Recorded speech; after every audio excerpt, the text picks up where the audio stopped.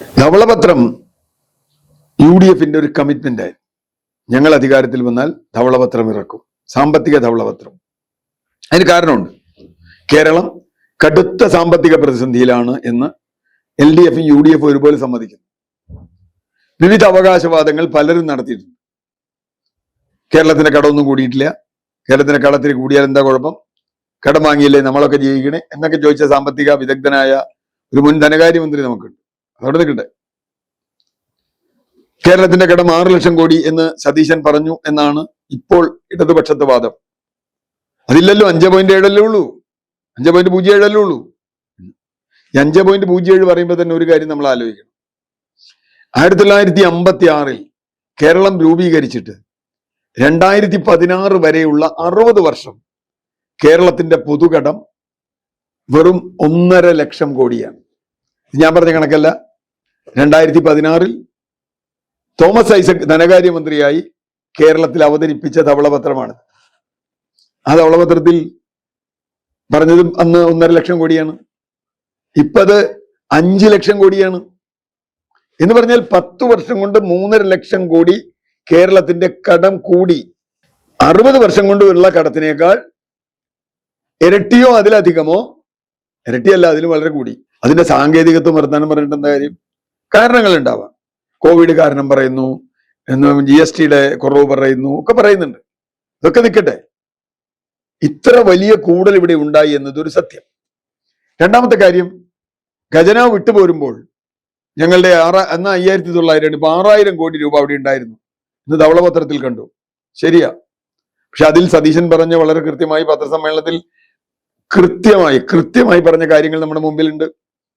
ഒന്ന്, ഇത് ഇലക്ഷന് മുമ്പാണ്, ഇലക്ഷൻ റിസൾട്ട് വരുന്നതിന് മുമ്പ്.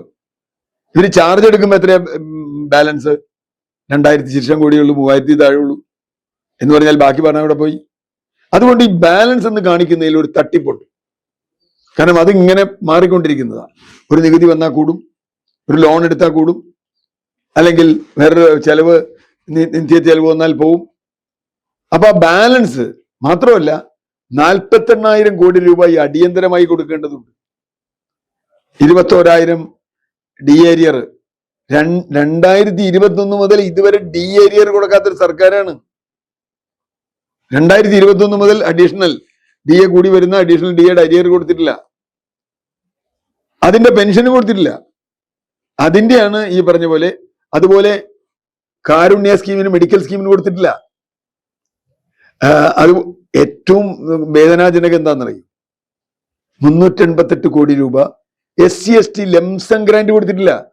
ഈ പൂച്ച വെട്ടിയെടുക്കല്ല. ഞങ്ങളുടെ 6,000 കോടി ഉണ്ടെങ്കിൽ ഈ 388 കോടി രൂപയെങ്കിലും കൊടുത്തൂടെ? ഇതാണ് ആദ്യത്തെ ചോദ്യം. രണ്ടാമത്, കിഫ്ബി എന്ന് പറയുന്ന സംവിധാനത്തെ പറ്റി നിരവധി പരാതികൾ മുമ്പ് വന്നിട്ടുണ്ട്. അന്ന് കിഫ്ബി വിശുദ്ധ പശുവാണ്. കേരളത്തിലെ അടിസ്ഥാന വികസനത്തിന് അടിസ്ഥാനം കിഫ്ബിയാണ്. എന്താണ് കിഫ്ബി വരുമ്പോ ഇവർ പറഞ്ഞിരുന്നത്? ഒന്ന്, ബജറ്റേതര വരുമാനത്തിൽ നിന്ന് കിഫ്ബി അടിസ്ഥാന സൗകര്യ വികസനം നടത്തും എന്ന് പറഞ്ഞാൽ ബജറ്റിൽ നിന്ന് കൊടുക്കേണ്ടത്. ഇവിടുത്തെ റോഡിന് കിട്ടുന്ന പ്രത്യേക സെസ്സും അതൊക്കെ ഉപയോഗിച്ച് കിഫ്ബി സ്വന്തം പണം കണ്ടെത്തി ലോൺ എടുത്ത് കിഫ്ബി പണി നടത്തി ആ ലോൺ തിരിച്ചടയ്ക്കും. സ്വതന്ത്ര സ്ഥാപനമാണ്. അതുകൊണ്ടാണ് ഇടതുപക്ഷം പറഞ്ഞത് അതിന്റെ മേൽ CAG കൈവയ്ക്കരുത്. കാരണം അതിൽ നിന്ന് ബജറ്റ് സപ്പോർട്ടില്ല, നികുതി പണം അതിന് ഉപയോഗിക്കുന്നില്ലടോ. അവര് തന്നെ ലോൺ എടുത്ത് അവര് തന്നെ അടക്കാണ്.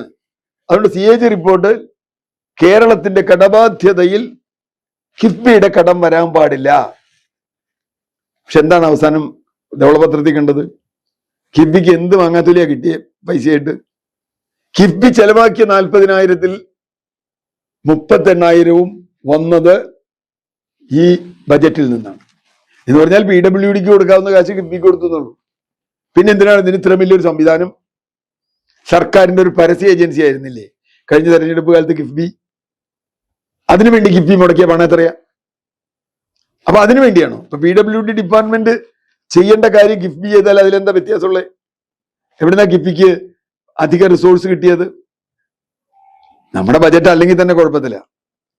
77% റവന്യൂ വരുമാനത്തിന്റെ 77% ശമ്പളവും പെൻഷനും പലിശയും കൊടുക്കാനുള്ളതാണ്.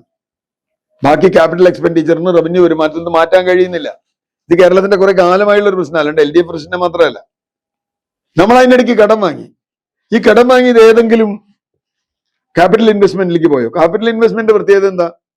അതിന് റിട്ടേൺ ഉണ്ടാവും, ഡയറക്റ്റ് അതിന്റെ തിരിച്ചു വരും. ആ കടം തിരിച്ചടയ്ക്കാനുള്ള പണം കിട്ടും. 5ന്റെ പൈസ കിഫ്ബിക്ക് തിരിച്ചടയ്ക്കാനുള്ള പണം കിട്ടിയ 5ന്റെ പൈസ. കാരണം കിഫ്ബി ചെയ്തത് സ്കൂളും ആശുപത്രി വയ്ക്കുക, അത് ചെയ്യേണ്ടെന്നല്ല. പക്ഷെ കിഫ്ബിക്ക് ഉള്ള പണിയല്ല അത് എന്തിനാ കിഫ്ബി? അതാണ് ചോദ്യം. നമ്മളത് ചെയ്യേണ്ടെന്നല്ല. കിഫ്ബി എന്തിനാണ്? ഈ റോഡ് പണിയാനും സ്കൂൾ പണിയാനും ആശുപത്രി പണിയാനും ഒക്കെ ഈ രാജ്യത്ത് സംവിധാനങ്ങളുണ്ടല്ലോ.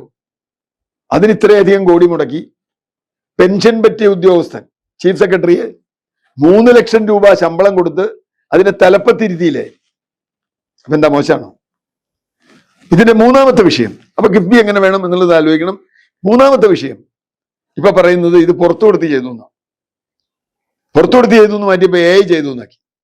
പുറത്തു കൊടുത്ത് ചെയ്തു എന്ന് പറയുന്നതിൽ ഒരു കാര്യമില്ല എന്ന് എല്ലാവർക്കും അറിയാം. എന്താ കാര്യം? ആരാണ് ആ കമ്മിറ്റിയിലെ അംഗങ്ങൾ എന്ന് ഇപ്പോ കൃത്യമായില്ലേ?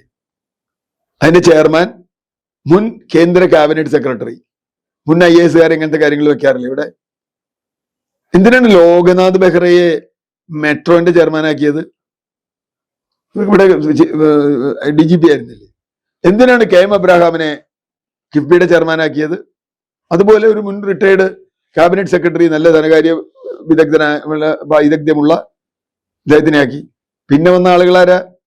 തോമസ് ഐസക്ക് ഒക്കെ ഉണ്ടാക്കി വളർത്തി എന്ന് പറയുന്ന CDSന്റെയും Gulati institute of taxation and finance and ടാക്സേഷന്റെയും ഉദ്യോഗസ്ഥർ, അവിടുത്തെ ഗവേഷകർ. പിന്നൊന്ന് ജ്യോതിലാൽ, ഫൈനാൻസ് സെക്രട്ടറി, അദ്ദേഹമാണ് കൺവീനർ. ഇതിലാരാ പുറത്തേക്ക് കൊടുത്തത്? ഇനി AI ഉപയോഗിച്ചു എന്നുള്ളത് ഒരു ഗവേഷണത്തിന് പ്രബന്ധം അവതരിപ്പിക്കാൻ AI ഉപയോഗിച്ചുകൂടാന്ന് എനിക്കറിയാം. പക്ഷെ ഒരു കാൽക്കുലേഷന് AI ഉപയോഗിച്ചോന്ന് എനിക്കറിയില്ല. ഉപയോഗിച്ചാൽ എന്താ കുഴപ്പം? ഇവിടുത്തെ അഡ്വക്കേറ്റുമാർ AI ഉപയോഗിക്കണ്ടല്ലോ കേസ് നടത്താൻ, അവരുടെ കേസ് വാദം കൊണ്ടുവരാൻ. അതിനെന്താ കുഴപ്പം? അത് AI വേണമെങ്കിൽ മുഖ്യമന്ത്രി ഉപയോഗിക്കണം. ഏത് കാര്യത്തിന്? അത് നമ്മൾ തീരുമാനിക്കണം. പിന്നെ ഇതിൽ തെറ്റുണ്ടെങ്കിൽ തിരുത്താം. പക്ഷെ ദൗർഭാഗ്യവശാൽ ഇതിലൊരു ഡാറ്റയും ചോദ്യം ചെയ്യാൻ ഇവർക്ക് കഴിഞ്ഞിട്ടില്ല. പിന്നെ പറയുന്നത് സ്വകാര്യവൽക്കരണത്തിന് പറയുന്നു. തീർച്ചയായിട്ടും അവർ കുറെ ആവശ്യങ്ങൾ ഉന്നയിച്ചിട്ടുണ്ട്. ആ ആവശ്യങ്ങൾ നടപ്പാക്കണം. പെൻഷൻ പ്രായം ഉയർത്തണം, നഷ്ടത്തിലാകുന്ന പൊതുമേഖല സ്വകാര്യവൽക്കരിക്കണം, ഇങ്ങനെ ചില ആവശ്യങ്ങളുണ്ട്. വേണമെന്നില്ല, അത് വേണേ ചെയ്യാം. അവരുടെ നിർദ്ദേശങ്ങളാണ്. അത് വരുമ്പോ അല്ലേ പറയണ്ടേ? സ്വകാര്യവൽക്കരിക്കാൻ പോണു, വിൽക്കാൻ പോണു, വെട്ടിവിൽക്കാൻ പോണു. P രാജീവിനെ പോലെ പൊതുമേഖലാ സ്ഥാപനം വിറ്റിട്ടില്ലേ രാജീവേ? നിങ്ങൾ വിറ്റിട്ടുണ്ട്. ഞാൻ പറയുന്നു, നോക്കൂ, ടെൽക്കിന്റെ ഭൂമി വിറ്റില്ലേ? ഭൂമി മുറിച്ചു വിട്ടില്ലേ? HMD ഭൂമി മുറിച്ചു വിട്ടില്ലേ? അല്ല, നിങ്ങളല്ലേ വിറ്റേ? അതിനെ ന്യായീകരിക്കാൻ അതിനെതിരെ കേസ് പോയ ആളാ ഞാൻ.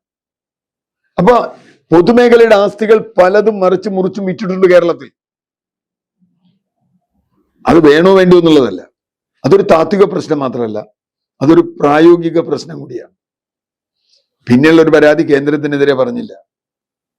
കേന്ദ്രത്തിനെതിരെ വേണ്ടതില്ല. ഇന്നിപ്പോ ആരോ അനാലിറ്റിക്കലായിട്ട് എഴുതിയിട്ടുണ്ട്, കേന്ദ്രത്തിന്റെ വരുമാനത്തിൽ ഉണ്ടായ കുറവ്, ഡെവല്യൂഷനിൽ ഉണ്ടായ കുറവ്, ഫൈനാൻസ് കമ്മീഷന്റെ പ്രശ്നങ്ങളൊക്കെ അതിലുണ്ട്. ഞാനത് വായിച്ചതാണ്.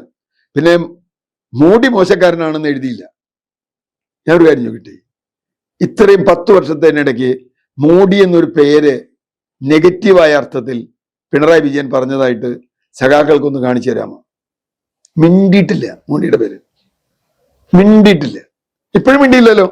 വീട്ടിൽ ED കയറി നിരങ്ങിയപ്പോഴും രാഹുൽ ഗാന്ധി സതീശനുമാണ് കുറ്റം. EDക്കോ അല്ലെങ്കിൽ മോഡിക്കോ ഇല്ല, അമിത്ഷായ്ക്ക് പോലും ഇല്ല. ED കയറി നിരങ്ങിയത് ഇവര് പറഞ്ഞിട്ടാണ്, രാഹുൽ ഗാന്ധി സതീശനും പറഞ്ഞിട്ടാണ്. അത് മകള് കേസിൽ പെട്ടിട്ടു. ഞാൻ പറയുന്നത് ധവളപത്രം ഒരു സൂചനയാണ്. ഇത് വരുന്ന സർക്കാരിനും ബാധകമാണ്. ഇതിനനുസരിച്ച് നയങ്ങൾ രൂപീകരിച്ച് ശരിയായ രീതിയിൽ സതീശൻ തന്നെ മുമ്പ് പറഞ്ഞതുപോലെ ഖജനാവിലേക്ക് കൂടുതൽ വരുമാനം ഉണ്ടാക്കാനുള്ള മാർഗങ്ങളുണ്ട്, കൊണ്ടുവരട്ടെ. അവരുടെ ഇന്ദിരാ ഗ്യാരണ്ടി പോലുള്ള പദ്ധതികൾ നടപ്പാക്കട്ടെ. അത് നടപ്പാക്കി കാണിക്കുകയാണ് ഗവൺമെന്റ് ചെയ്യേണ്ടത്. ഇവരുമായി തർക്കിക്കേണ്ട യാതൊരു കാര്യവും അതിനകത്തില്ല. ഇവർക്ക് പറയാൻ വേറൊന്നും ഇല്ലാത്തതുകൊണ്ട് എയും ഒക്കെ പറഞ്ഞുകൊണ്ട് കിടക്കുന്നത്.